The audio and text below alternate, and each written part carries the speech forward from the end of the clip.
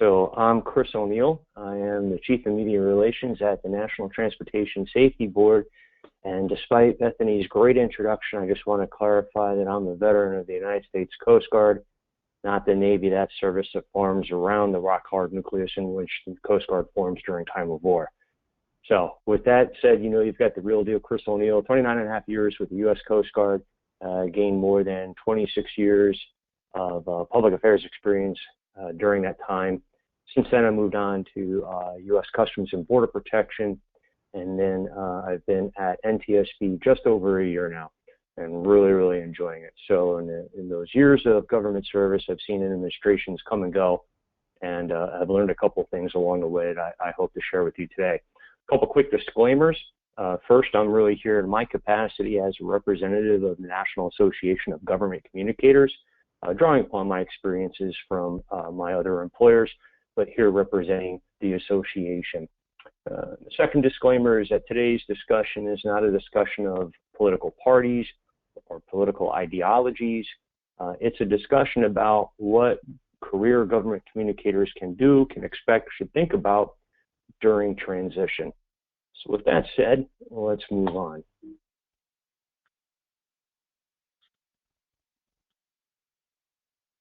That's not what I wanted to see happen.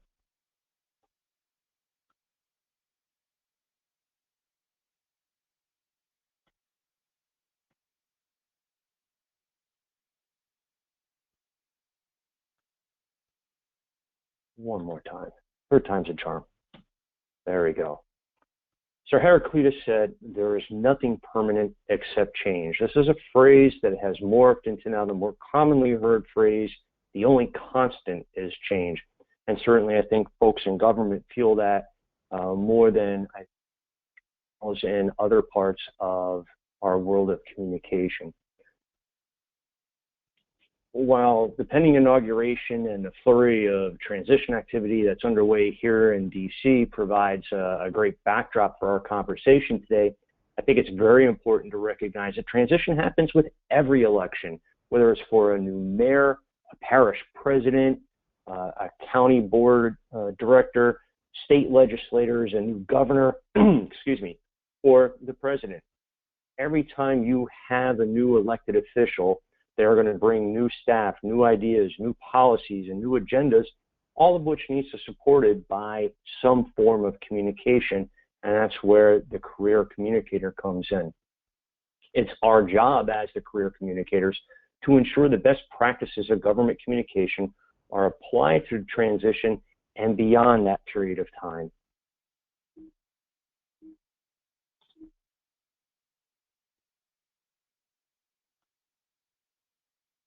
Transition in government, you know, it just sounds like a really catchy phrase. So if you really want to boil it down to its essence, it's nothing more really than a study in change management, in communicating change, in managing up. But most importantly, transition is an opportunity.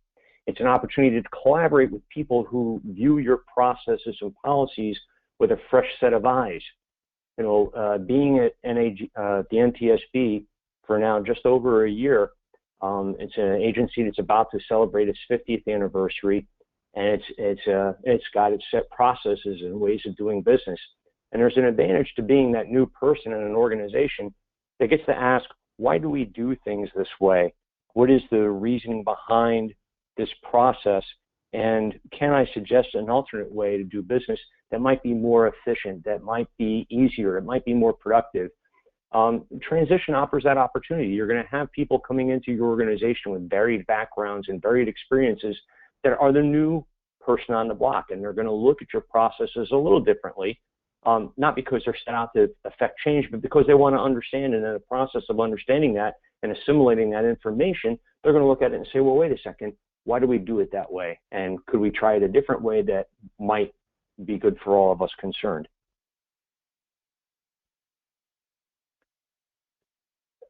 It's an opportunity to show the efficacy of good government communications, why it's an essential part of communications.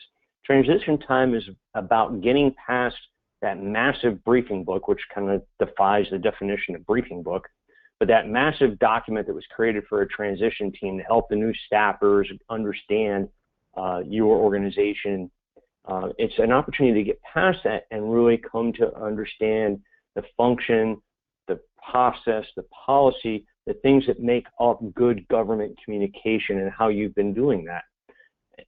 That said, transition can be challenging as differences in ideologies and philosophies about the release of information are addressed through the day-to-day and response or crisis communications.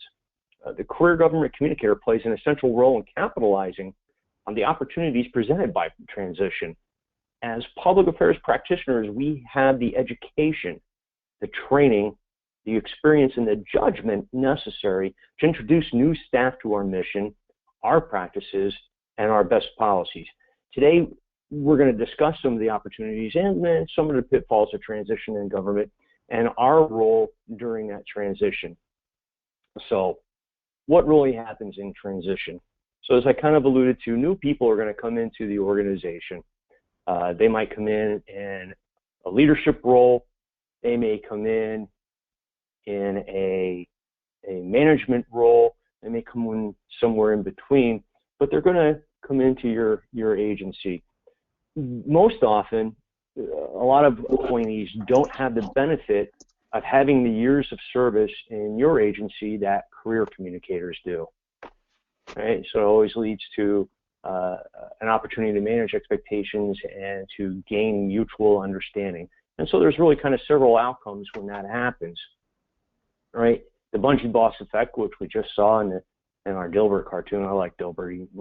Great outlook on life. Right? That person that comes in, it's also referred to as the seagull manager. I like this one. It's a little cleaner and neater, but same kind of effect. Someone comes in, wants to change everything, and before all that change takes effect, they're gone and they're on to the next thing. Well, we would like to avoid that. But on a positive side, transition offers the opportunity to create engaged, confident, and valued team members.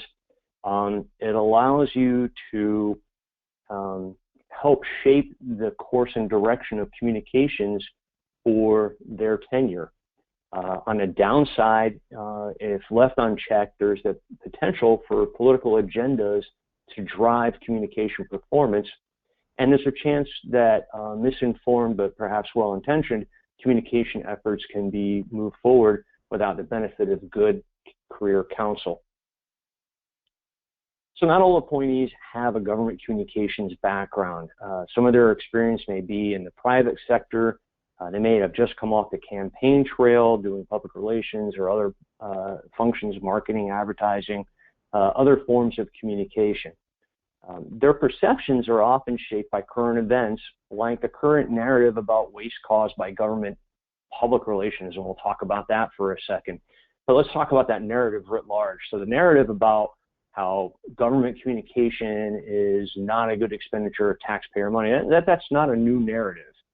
And it comes up every so often, but you can trace it all the way back to the origins of the term public affairs, stemming back from 1913 and the Gillette Amendment.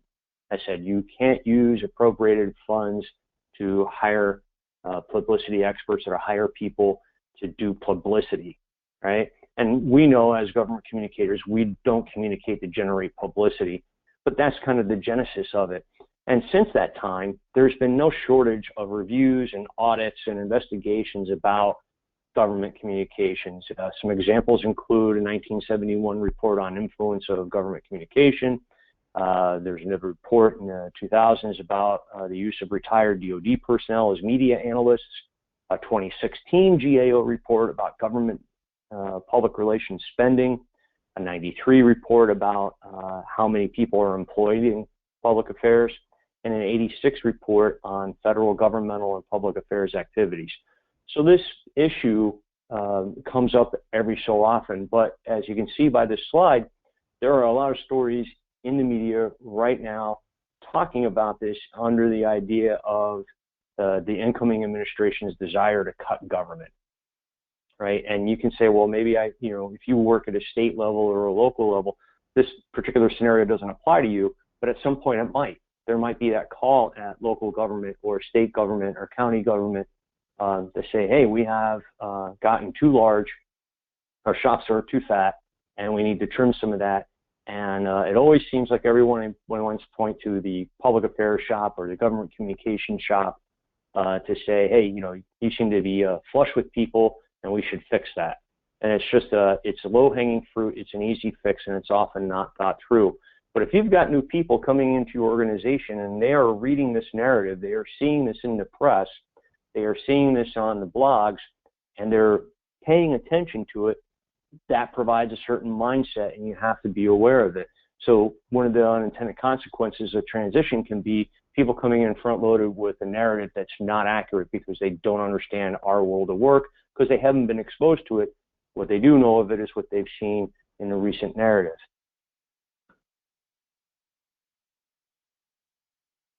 So new ideas are introduced to the agency in transition, and they may align with an agenda of leadership, may align with strategic plans. They can be focused on process improvement, focused on perceptions like we just discussed. There may require significant change or compromise or paradigm shifts within your organization. The impact that transition is going to have on you as a communicator directly, like what does it mean to me, Chris, is really going to be guided upon where do you find yourself within the agency, what level and frequency of access do you have to these new appointees, to this new crew, to senior officials, to senior leadership. How high of a profile are the projects you work on? Is that level to the director level or above, or is it something that stays a little below the radar screen? And then finally, the extent to which politics affects your portfolio of issues within your agency, those things you manage as the public affairs practitioner, or your area of responsibility. Obviously, the more that politics impacts that, the more you're going to spend time with those new appointees. So what then is really our role during transition time? We have all this stuff going on. We got new people trying to learn our organization, understand our culture, understand our processes, understand the organization, how it's divided, how it works, how does work get done. That's a lot of stuff. They want to learn your issues, want to learn how to champion for you, and they want to bring their ideas to the forefront and move ahead. So what does our role become? So in simplest terms, we want to provide good guidance, contrary to, again, my guy Dilber here, right? We want to provide that guidance that really helps those new folks understand how we do business and why we do business. We want to be the ethics-based, grounded constant amid this sea of change. We become the advocates for the practice of public affairs, the axiom of maximum disclosure, minimum delay, bounded by the tenets of security, accuracy, policy, and propriety. This transition as a career communicator, you want to be the person that starts that conversation about reviewing your communication plans, your communication strategies, crisis communication plans, and office standard operating procedures so that you can provide the context and the reasoning behind all of that. You want to explain the organization with that context to demonstrate the separation of functions, but the unity of effort and the mechanisms that provide that unity across those functions. You need to show the relevance, efficacy, and value of your communication metrics. And I would try to avoid the make it up as we go along and don't let the facts get in the way of a good story narrative. You want to be able to provide some measure of efficacy for what your office does. So you can take a case example and pull some metrics and say, well, we had these results on this effort, and this is what it means in very real terms. You can take that in terms of social media analytics, earned media coverage, tonality, whatever makes sense for your evolution. But as you're explaining to the incoming personnel how your shop does business, why it does business, and why is your shop effective, provide them some analytics that give them snapshots into that, some sense of how you got to where you're at. When you're asked about what do you need That's a moment to be honest. It's not a moment to say, all right, well, what I really need are 2 more people, so I'm going to ask for 15, right? Because now you've set some unrealistic expectations and someone's going to see through it, and then you wind up getting nada. You don't want to undersell and say, well, we'll just continue to do more with less. But it's an opportunity to be honest and say, well, look, here's the workload. Here's the staff we have to do it. And at the end of the day, there's so much more we could be getting to if we were right-sized for our mission set. The other thing a communicator needs to do is be advocating for good government communication based upon policy and ethics. And so I think if you talk to any government communicator who's been around for any length of time, they can pull out no shortage of war stories where the politics of an event eclipsed the communication ethics of the event, where a demand signal to meet a political objective eclipsed the sound reasoning for the release of information. And so it's important, I think, in transition that everybody kind of understand where everybody's coming from early on in the game. So you can either adjust for that reality or shape that reality. So what do I mean by adjust and shape that reality? If you have no place else to start from, you don't have doctrine and policy that talks about how your agency is going to release information and why it does so, then come back to the NAGC Code of Ethics, because it gives you some very fundamental basics that you can spring from. And these are kind of a great true north for any communicator, right? Dedicated to the goals of better communication, understanding, and cooperation among all people. You can't really argue with that. What do we believe? We believe the truth is sacred. It always amazes me how people who maybe haven't come up in government communications lose sight of that. The truth will set you free.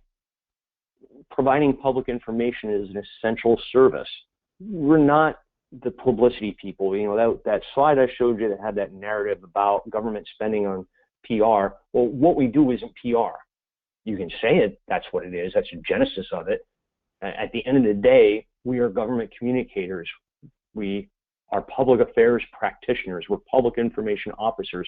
We provide a public service that is vital to our democracy, the free and open exchange of ideas, providing information that holds government accountable to the people and provides for transparency in government.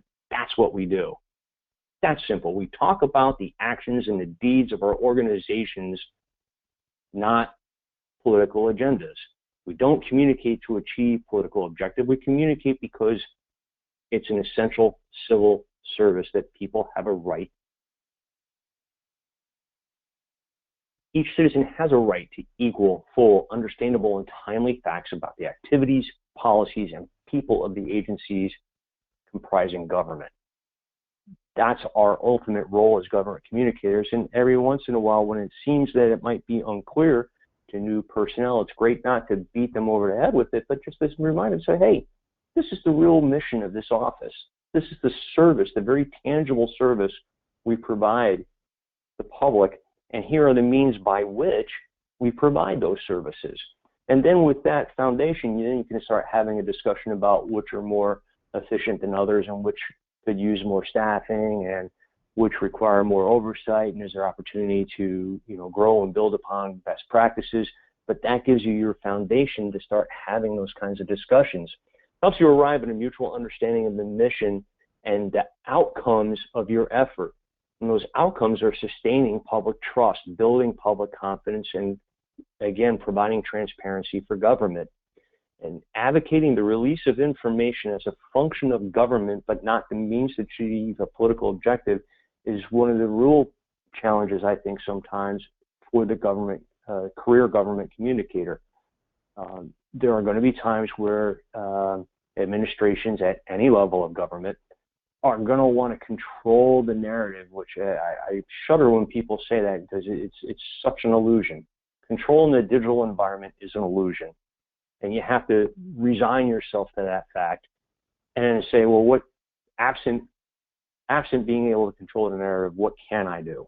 Well, I can be the best most credible, accurate source of information about my agency. And I can do that across multiple channels and platforms. And if you're doing that, you're doing really, really good.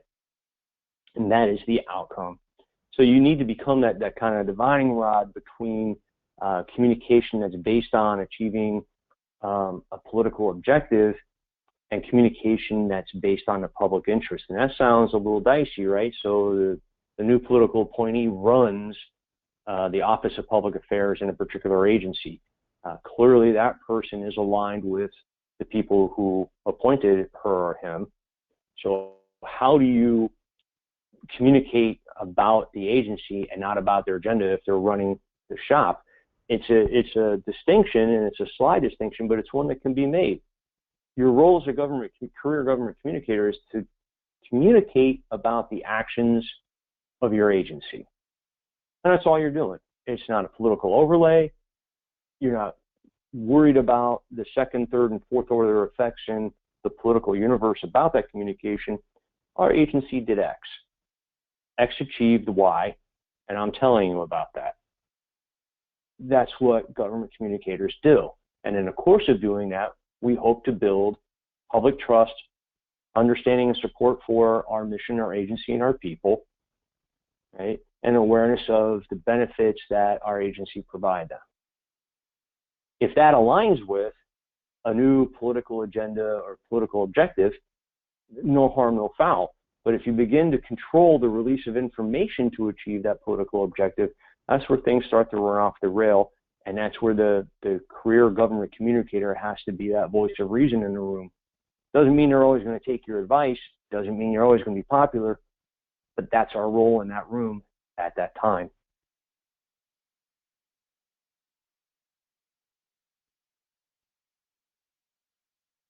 So in that course of discussion, we've talked about how transition is most importantly an opportunity. It's an opportunity to educate, to inform, to collaborate with people.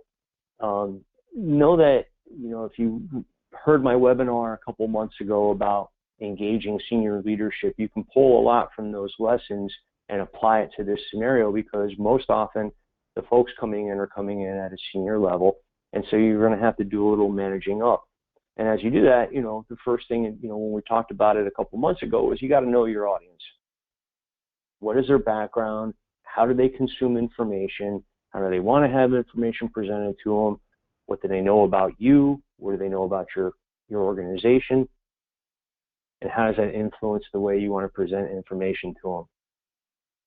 If there's going to be kind of a turf battle over, span of control, or I want this, or layers of review, handle that offline, and handle it while you're advancing your ideas and while you're advocating for your positions.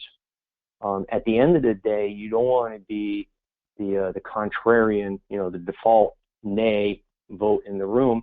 You want to become that trusted advisor. You want to be that person they go to for a gut check, for a read. Hey, have you done this before? Tell me how it played out. What do you think? You want to become that trusted advisor to these folks, because that's how you really get your voice heard. And you have to have the political awareness to know when you've reached that bridge too far, and then you need to improvise, adapt, and overcome when necessary, because certainly not everybody's going to see things your way all the time. So again, in government, we know that there is one constant, and that is change. It's change on schedule with elections, turnover of administrations, or it's change because of a reaction to a world event, to a national event, to some type of condition, to some type of disaster. But there's always change, and we have to be nimble enough to roll with that change, yet steadfast enough to hold to the values and ethics that guide our practice.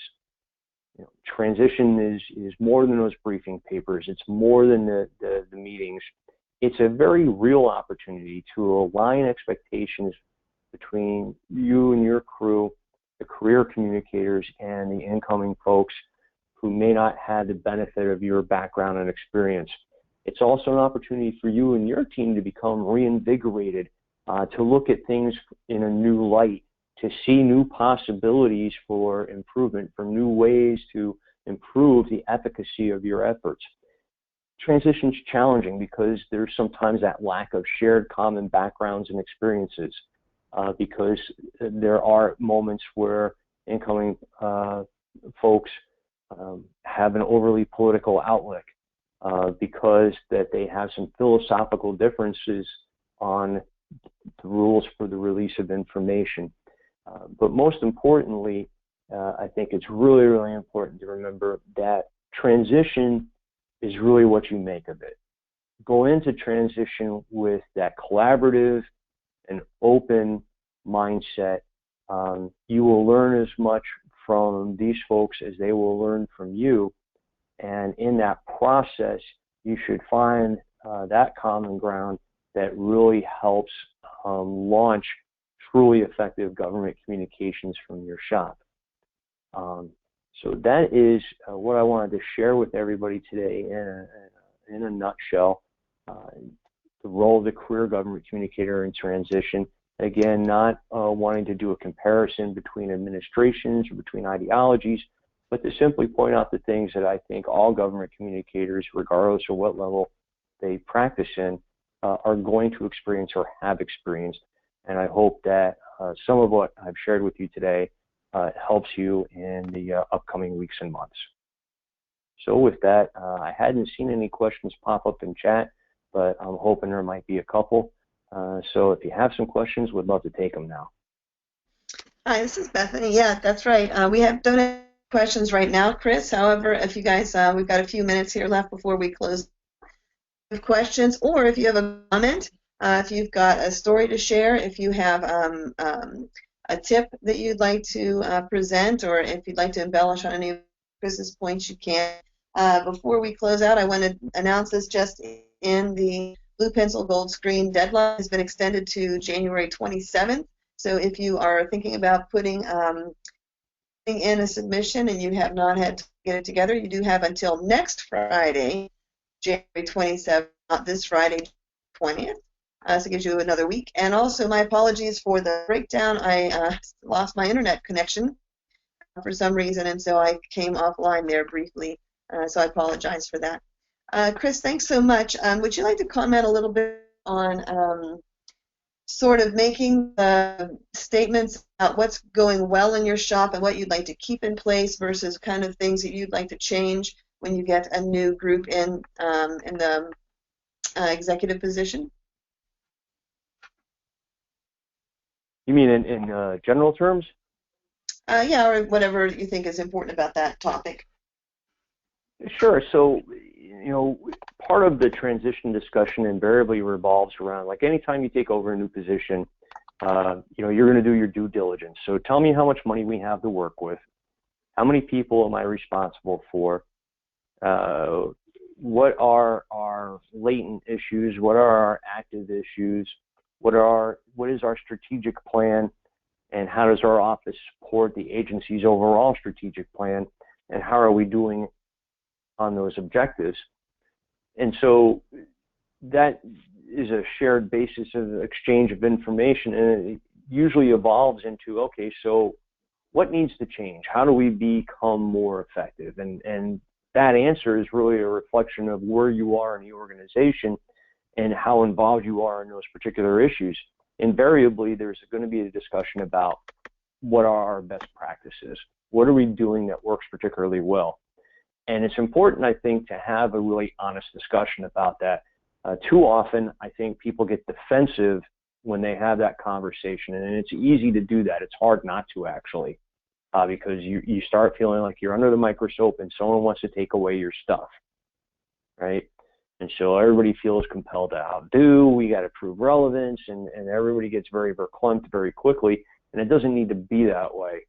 You've been chugging along for a number of years, doing what you do, tracking your progress, and you know if there is room for improvement or if you are wringing everything you can out of that rock, and we basically need more rocks. So I think those discussions have to be entered into very openly and transparently and say, look, here are the things that we do exceptionally well. We've got an awesome media relations shop. They have all these connections. They have no trouble pitching. They have no trouble getting placements. We've garnered this much earned media over the past X number of years for these issues. Here are some singular issues or campaigns that we dealt with, and here are the efficacy of that. We have a great social media and digital presence, and here's how those things are connected, and here's the numbers of people we're reaching and the frequency with which we do so. Here's something we can improve on. Our community relations side of the house needs more help. They don't have enough bodies to do effective engagement. Stakeholder management's a challenge. They don't have a great platform to push information to stakeholders that aren't media. And there's an area where we could focus, right? So when you start kind of doing that, you do a couple of things. One, you're building some trust with the new folks who are coming in because you're being transparent, and you're being honest and forthright with them. And they're going to appreciate that, and they're not going to beat you with it. And if they do exactly what you said, it shouldn't be a surprise because you said it to them. The other thing that it does is it really does give you a moment of introspection and say, well, what are we doing really well? And where do we need to improve? Or where are we really robust, and where are we kind of lacking in resources?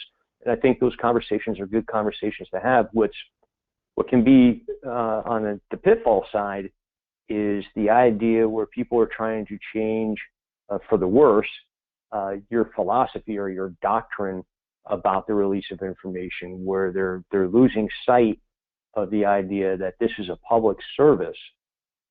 People have a right to the information that is releasable, and it's our job to release it in a way that provides context and allows people to understand what government is doing. And when people develop strategies or objectives that run contrary to that service that we provide, that's a rub point, and it can become contentious. Thanks. That was a great answer. We do have some questions from the floor now, Chris. First of all, from Catherine Stokes.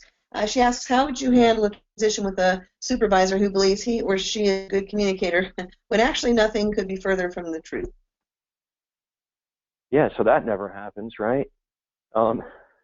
There's a couple of ways to deal with that. The first thing I think you have to look at is what are your relationship with that person. So let's take the scenario of new political appointee drops into the organization and thinks they are the great spokesperson, and they want lots of face time on CNN, local TV, lots of long form interviews. Okay, and so you support them, you build a briefing packet for them, you send them out on the first interview, and it's a train wreck. Okay, so it's your first moment with them, and maybe it doesn't go so well. Through no fault of yours, they may not have an aptitude for it. Maybe they weren't properly trained. It's time to have a discussion, and you can't take it in that very negative way. You can't go up and go, dude, really? That was awful. You've got to kind of approach it and say, so I was wondering if you might be receptive to some feedback. I have some thoughts on today's interview. Here's what I observed. And you kind of lay out in very polite and concise terms, here are some things that didn't go so well. I like to record and take photos of interviews while they're going on. And I find that particularly useful in panel discussions, so I can show people what I see, particularly in the nonverbals. I think of all the things that people forget about when they're doing interviews is the nonverbals, and it kills them. So it's a great way you can add some images to your words and present it to them, not in a challenging way, but to say, hey, look, part of my job is to help you be the best that you can be when you do these interviews. This is me doing that with you. Here's my feedback to you. And then with most of them, they're going to say, well, how could I do better? And so, okay, well, here's how you can do better. And maybe you sign them up for some training, you do some in-house training, you practice with them, and you help them understand where those little breaks are. If you have a person who is completely unreceptive to feedback and insists on doing interviews, that's another ball of wax.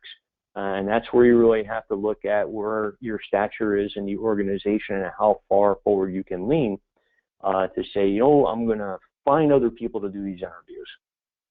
And so, you know, that person might schedule things on their own and, hey, I talked to this reporter and I agreed to do this interview. All right, well, you're going to staff that up and set them up for success best that you can, because ultimately that's about the success of your agency. But when you have the opportunity where the request comes through you, and despite working extensively with this person and providing them opportunities to excel, providing them training and feedback, and there's just been no improvement, then you're really working in the agency's best interest to find the best spokesperson for that scenario. And then the last thing I would say to that is, you know, everybody has strengths and weaknesses. You know, I've worked with principals who are just so smart, really know stuff inside and out, and can't communicate in a soundbite to save their lives. So what does that tell me? Well, they are great for the long form interview. Let me sit them down with, you know, Popular Mechanics or the New York Times or the Wall Street Journal, or somebody who's going to give their issue a long form treatment, and maybe they're not great for the on camera. And then I got people who just want to hit those sound bites but don't want to go into details. Well, that's fine too. It's been rare in my career where I found someone that I can't find a niche for them, that place where I know they're going to feel comfortable based on how I've seen them perform in the discussions we've had. It's been rare where I haven't found a place for them to feel comfortable and productive. Yeah, and actually I like to use what the old company I worked for called norms-based feedback. I never remember what the N stands for, non-judgmental maybe, but it needs to be objective, meaning that it's not subjective. You're not pointing, you know, at the person, but you're talking objectively about the behavior. So it's not about them, it's about the behavior. It's reliable. Several people could see the behavior and they could all say the same thing about it. It's measurable. You could count it or you could time it, that kind of things, and also to be very specific in your feedback. Like you were saying, if you were talking about nonverbal cues, you know, every time you scratch your head, it, you know, makes it, you know, it breaks people's concentration, things like that. So I think norms-based, or you could take it from the SMART goals, kind of SMART goals feedback is also valuable. So you're talking about the behavior, not the person, and that way it helps to soften the blow anyway. I would like, I've got several other questions actually. Let's see, what John Verica was saying, let me see, how goes the beginning of his question? Do you know if the incoming appointees get any training on how to become part of their new organization? He actually got an answer from an appointee who was who was acting in charge, and she said, anyway, she said she got her position through donation. How do you deal with this kind of situation when people are not as concerned about their performance as they are about the position or organization? All right, so I heard a little trouble hearing you, but if I understand the question correctly, it's how do you deal with the appointee who is more concerned with their navigation of their career than they are with the agency? Is that correct? Yes. Yeah, so that is a particular challenge. There are people who land political appointee positions not because they have a background for the job, but because they helped get somebody elected. That's the reality of our system, regardless of what level of government you function. And so there's a couple of ways to approach that. One, first recognize it for what it is. Part of the system, this is part of how it works. This person got that lottery ticket, got this job, and they're concretely aligned with the administration and will do whatever it takes to achieve the administration's goals. Check. Knowing that, what can I do to bring reason to the equation? My role then is to educate that person, persuade that person that this is the path by which we operate. These are the reasons we do what we do. These are the guidelines and policies and the ethical swim lanes that govern our activities. We can communicate about the activities of this agency within those swim lanes. And in theory, if the activities of this agency are aligned with the strategic objectives of government, then we're talking about the same thing. We're just talking about it through different means. When it becomes particularly challenging is when those political objectives do not align with the activities of the agency, where things that the agency does are viewed as political risk. Why is that important to know? So there are folks who judge whether information should be released based upon the political risk associated with the release of that information.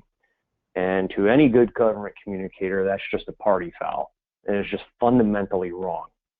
Right? We release information because it's releasable, right? That it meets the security, accuracy, policy, and propriety test, and it's in the public interest, right? The political fallout from that is somebody else's job to deal with, not mine, right? Now, I want to have a conversation with those people.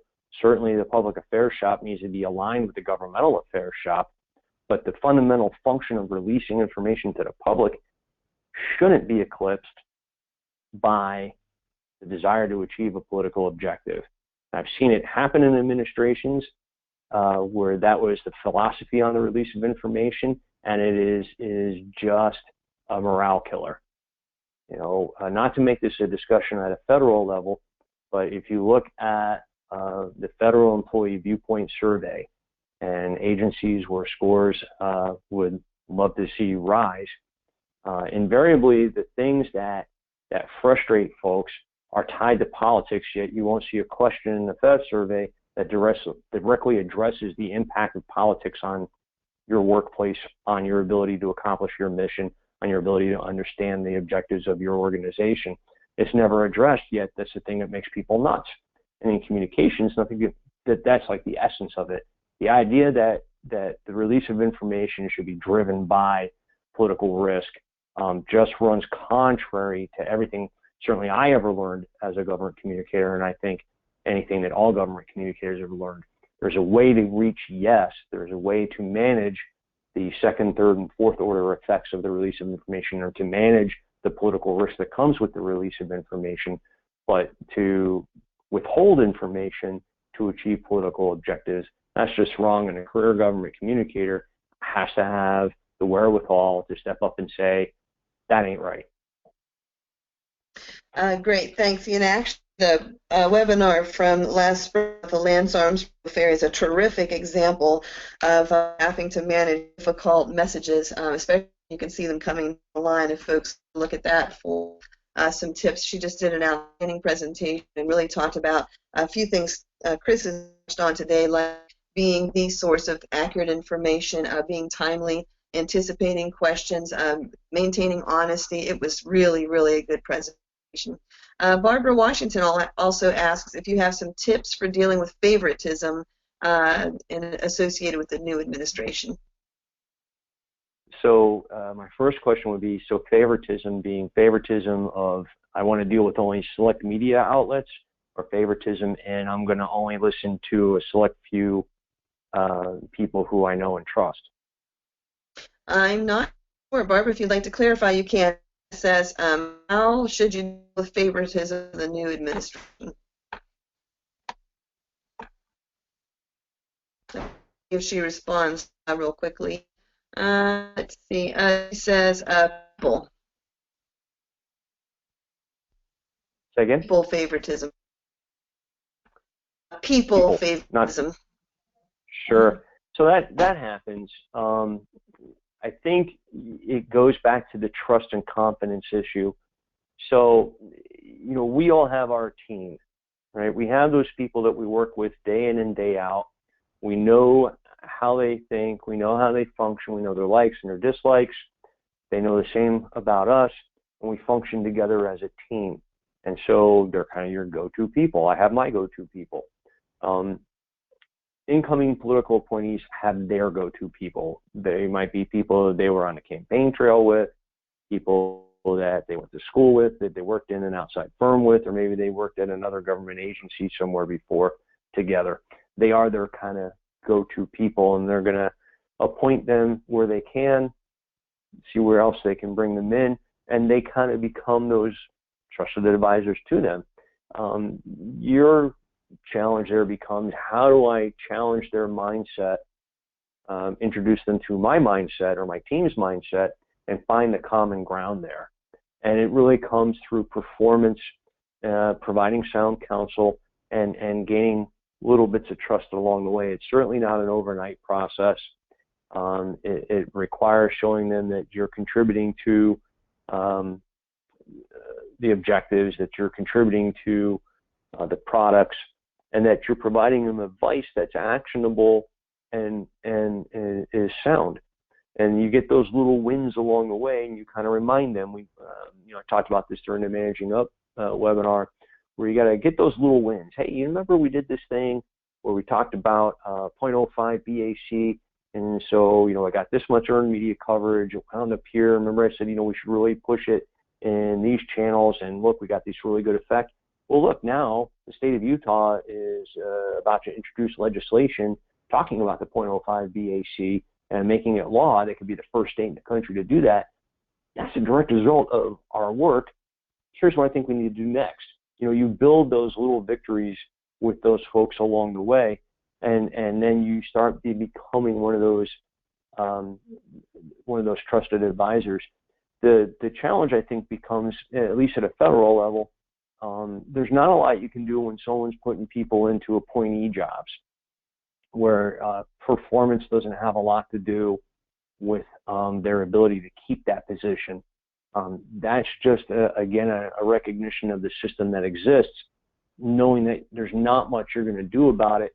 How do you factor that into your planning process, and how are you going to engage leadership to convince them that your course of action is the correct course of action?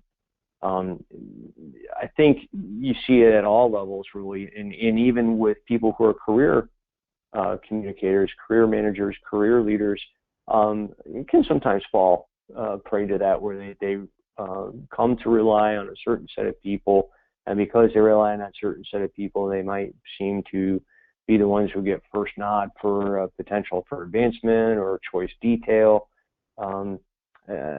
I think that's a discussion where you have to not challenge them on that fact so much, but introduce the idea that you are equally or more or uniquely qualified to do those jobs, and I would really like the opportunity to help do that for you. Great. That was a fantastic answer.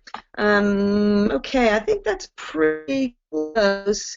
I do have one last question that's not actually related to the topic. I'm going to go ahead and run it by you, and also thank everybody for coming. Let's see. Mr. Jason Golden asks, Chris, what are your goals as president-elect of NAGC? So, my goals for the organization, that's a nice shift. Let me shift gears here. Well, first and foremost, my role as the president-elect is to support the president and the rest of the board of directors. So my goal is to do that job to the best of my ability. The things that I am interested in as the president-elect are to see us continue to advance the field of government communications, and to continue to advocate for it, and to recognize superior performance in the field, and then to afford our members the opportunity to grow professionally, to explore new ways we can do that.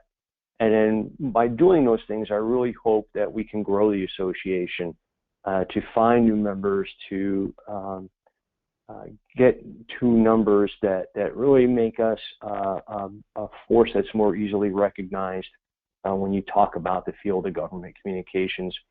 And then lastly, I think is to really get to the idea that how do we ensure that we're not viewed solely as an association for federal communicators, that by and large the vast number of people that belong to the association are not at the federal level, and how do we ensure that we are providing those folks opportunities for engagement, development, networking, and how can we broaden networking events so that they're not just in DC or not just associated with the annual communication school, but begin to happen spontaneously throughout the country. Those are some of the things that I would like to see happen, but so far as my goals are directly tied to those of our president. Great. I think that's a great answer. And I mean, I think the board in general is in unity and behind a lot of those ideas, and making sure we can get folks connected. We provide rich professional development opportunities and opportunity to share information, and also advocate for government communication as an important field of study, and also a critical role in government functioning. I would, as another board member, I would second a lot of those ideas. Okay, I think that's all the questions we have today, Chris. Again, thank you, everybody. We had a great crowd today. I think our highest registration rate. We've got over people on the call listening in. I know there's some other folks in meeting rooms that are listening in on different lines. So thank you all so much. We'll talk to you on February 15th, I think, about using your website redesign to engage folks. And don't forget, we've extended our Blue Pencil Gold Screen Award submission date to the 27th of January. I'll talk to you all again in about a month. Thanks again, Chris. Have a wonderful day and a great inaugural weekend. Thank you, everybody. Thanks. Bye now. Bye, everybody. Thanks so much.